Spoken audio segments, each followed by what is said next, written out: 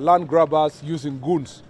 And therefore, having had the extent of the problem in this county, I've asked the county security team to prepare a more detailed report that will be taken to the National Security Council so that the National Security Council can give directions on a very serious decision that we have to make. That is multi-ministry and cross-government, so that we restore land to the rightful owners, including the government of Kenya and the county government of Trans Nzoia. That is a very pertinent issue. And as such, our officers here are strained because sometimes, you establish a public property, then you find tomorrow there are goons or there are invaders who have come. And there's a list of a lot of fake squatters in this, not fake squatters per se, but hired squatters. There's a lot of hired squatters and fake IDPs. Hired squatters is to facilitate invading of land. IDPs are particularly people are defrauding Kenyans by registering them and telling them we are an association that is dealing with IDPs. You need to pay 1,000 bob to be a member, and there is government plans to settle people, and then they end up defrauding people. And then these IDPs also, when security officials tell them that, okay, you are an IDP, you are displaced from your land, can we go for a baraza in your area with the chief so that we discuss why you cannot access your land? They refuse because they know that they don't have any land. These are fake IDPs. And therefore, all these reports are going to be prepared and sent to us.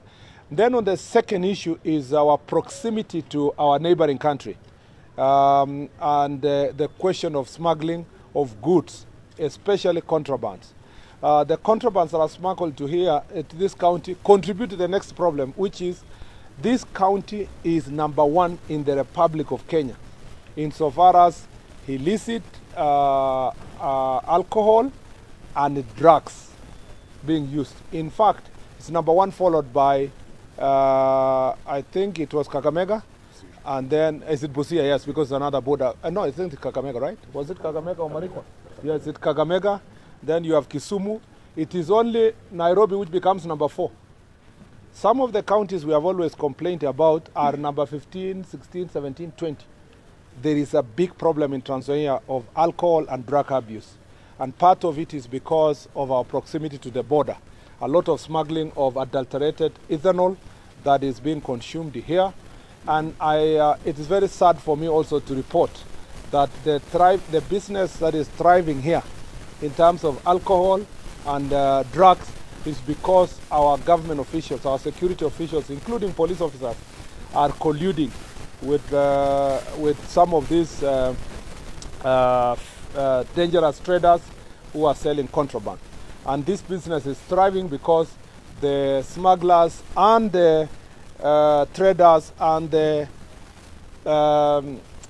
distributors of drugs are actually having full protection of police officers. And I have, including our Ngao officers, that is assistant chiefs and chiefs. This is destroying our children, and we cannot allow it. We have agreed as a security team that the Inspector General of Police will send a special team from national government, from the national level, from Nairobi, from the headquarters, to come and do a sting operation here until we get rid of all the networks that are perpetuating drugs and alcohol in Trans Nzoia County. We also know that some of the players are holding high offices, and some of them are big businessmen bribing police officers, bribing Ngao officers, and bribing magistrates. And we want to say that without fear of contradiction, that if this thing is going to be sorted, it must have concerted effort of all the arms of government. We must get the support from the legislature, and we must also get the support of the judiciary, because we need to sort this problem. We have admitted from our security sector that some of our officers are culpable, and we will be dealing with them immediately, and we are not transferring anybody. They will be receiving their dismissal letters as they go through their court processes to answer why they are facilitating smuggling of drugs and the distribution of drugs and alcohol, illicit alcohol. In fact, because I have been to Elgeyo Marakwet, Baringo, Uasin Gishu, and Nandi, part of the weakness why those counties are experiencing a high presence of these drugs and alcohol is because of the weaknesses that we have within our border. As you very well know also, our border in Swam here, there has been ongoing construction. It's now 98%. President Ruto and President Museveni are expected to come and commission it anytime. We had a challenge of expanded land for purpose of the parking area and also the housing around there. That has now been sorted between Ministry of Lands and the Ministry of Forestry, and that land has now been provided, and you will be seeing through affordable housing structures that we will build in Swam here to make sure that the border is functioning.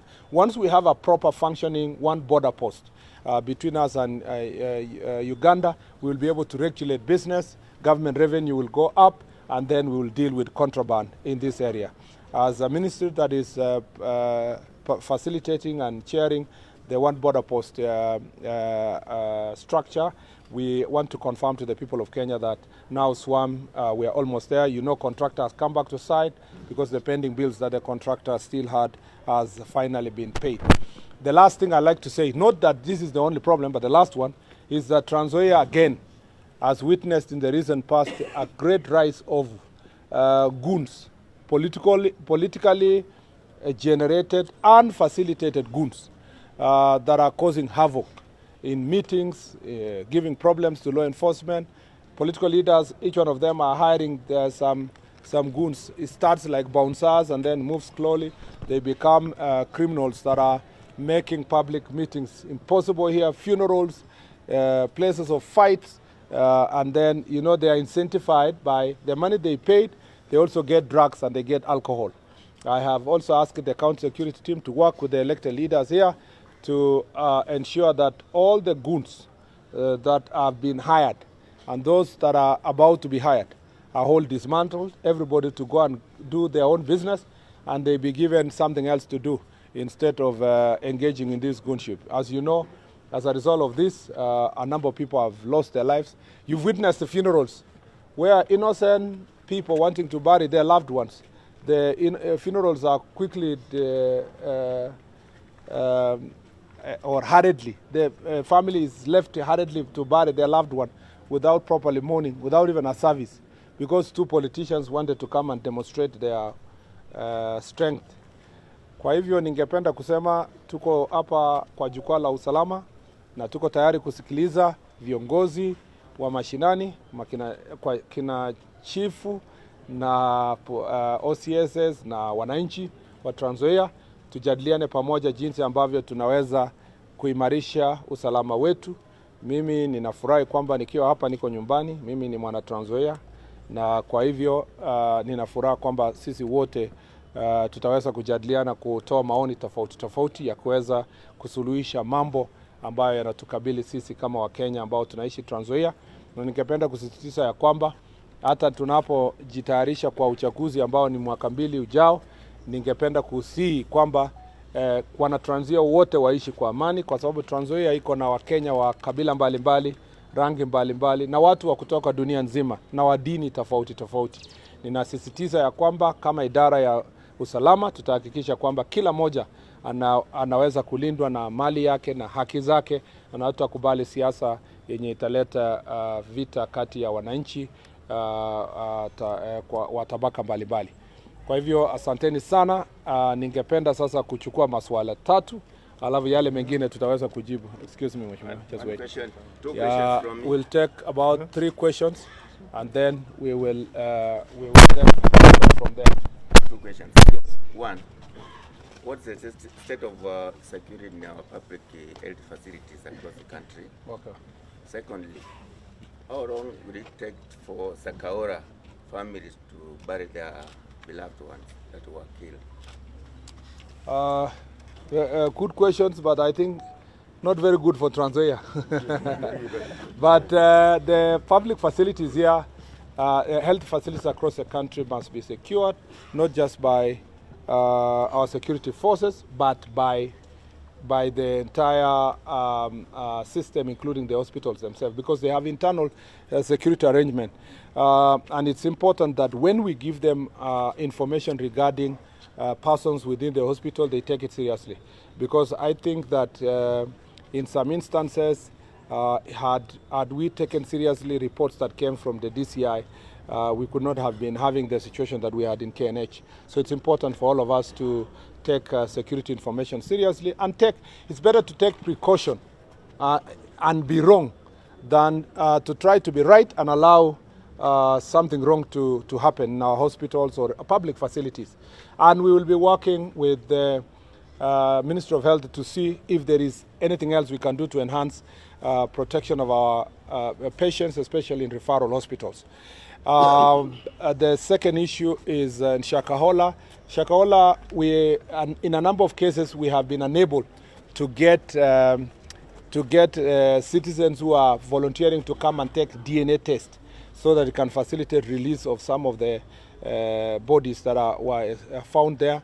And we are also working hard to strengthen the government chemistry so that it can have enough reagents to complete some of the tests that are required. And as the government of Kenya is now contemplating, in the absence of people coming to take the test so that we can know their loved ones, it may be necessary, and I say this when I was in Kilifi, and I don't think this is just for repeat, we may need to have a memorial site where some of the bodies that will not be claimed will be buried, and it will be a reminder to all of us to work very hard to ensure that we don't have such religious extremism happening in our country. Yes.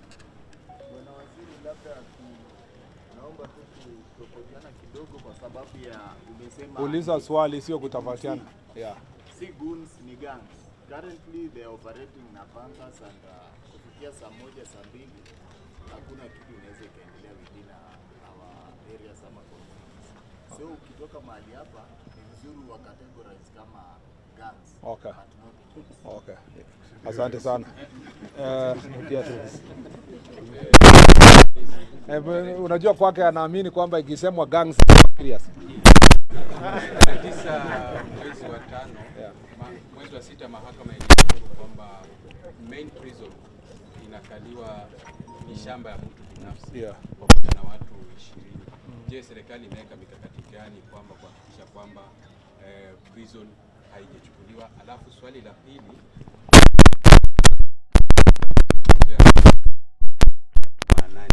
je, serikali imeweka kwamba ili swala kwanza nataka nikubaliane na sijui kama ni mwanahabari ama mwananchi ameuliza pale kwamba ni kweli tukisema gangs inakuwa even more serious, na tunataka kusema kwamba those gangs yenye iko Trans Nzoia hapa, ni kweli kwamba tuko na gangs that inatusumbua hapa, na kama vile nimesema tuko na mpango fulani pamoja na ofisi kuu ya Inspector General kuhakikisha kwamba maafisa wakuje hapa kusaidiana na maafisa wako hapa mashinani kuhakikisha we have dismantled those gangs. Na kama vile amesema, wengine wanatumia rungu, wengine panga, na imeumiza watu wengi. Na tumesema kwamba pengine kidogo lazima tuangalie pia wale maafisa wetu wa serikali hapa SWA ya idara ya polisi, kama wengine wamekuwa complacent, wamekuwa wamelegea kikazi, lazima pia tuchukue hatua tuhakikishe kwamba wananchi wanalindwa. Kwa mambo ya shamba ya prisons, ni kweli kwamba kotini iliamua kwamba turejeshe shamba ya prison kwa mtu binafsi na watu binafsi, na tumefanya tayari appeal ya hiyo kesi. Tumefanya appeal na tunaamini ya kwamba hatukusikizwa vizuri. Pia kulikuwa na shida kidogo ya uwakilishaji ya hiyo idara katika kotini, na tumeongea tayari na afisi ya Attorney General ndio atie maanani sana wale mawakili watakuja kuwakilisha prisons, ili kuhakikisha kesi hiyo tunapambana nayo vizuri, na nina imani kwamba tutarejesha shamba hiyo kwa serikali. Na pia umesema ni ukweli kwamba ni kama kwamba kwa muda mrefu tumesahau ama tumewacha mambo ya mashamba hapa, na unajua kwamba pia wale wanawasaidia katika ofisi kuu ya mashamba katika Nairobi, na hii jambo ni cross cutting, na vile ndio maana unasikia nimwambia county commissioner na security team waandike ripoti kuu yenye tunaweza kupeleka kwa National Security Council kupitia ile National Security Committee, ili tuchukue hatua yenye itakuwa na wakati na itakuwa na multi-agency approach, kwa sababu iwezi fanywa tu na maafisa wa serikali. Unajua the impact inakuja kwa wale wa polisi na security, lakini shida kubwa iko kwa upande wa mashamba. So lazima tufanye wote pamoja kuhakikisha ya kwamba tunasuluhisha shida hiyo. Nadhani na unajua mjaji introduce na media houses. Yeah. TV47. Na hiyo itakuwa ya mwisho. Bado kuna mwingine? And then the last one. I think the last one. Pengine tungepata tu msimamo wa serikali kuhusiana na wanasiasa wachochezi. Sio tunapoelekea katika uchochezi. Kwa sababu tunaona already ni kama kampeni za mapema zimezona. Swali ya pili ni kuhusiana na swala la mpox. Jana serikali ya kaunti ya Trans Nzoia ilitangaza kwamba kuna mmoja wa wagonjwa wamepatikana katika bunge la Kenyans. Na kufikia sasa tujajua mikakati ya usalama huko mpakani mwa Kenya na Uganda iko vipi mkishirikiana na wizara ya wacha niseme kwa ya mpox nitaachia wizara ya wizara ya afya ipambane nayo, lakini japo tu niseme nilipewa ripoti katika security committee kwamba tayari county commissioner ametuma ujumbe kwa machief, ACCs na polisi wetu wote kuhakikisha kwamba tunawahamasisha wa Kenya, na pia tunahakikisha kwamba wale wanaingia kwa njia inayofaa, lakini najua pia kwamba idara ya afya itatoa mwelekeo zaidi ya jinsi ambavyo pengine tuwaje kusalimiana sasa kwa muda mrefu, kwa muda fulani hadi kwamba tunapodhibiti shida hiyo. Na unajua sisi wa Kenya na wa Afrika huwezi sikia hujasalimia, hujakutana na mtu mpaka umshike mkono umsalimie. Pengine turudi penye tulikuwa kidogo kwa COVID, tuanze kusalimiana alafu tungoje, kwa sababu afya ni kitu ya maana, na unajua kwamba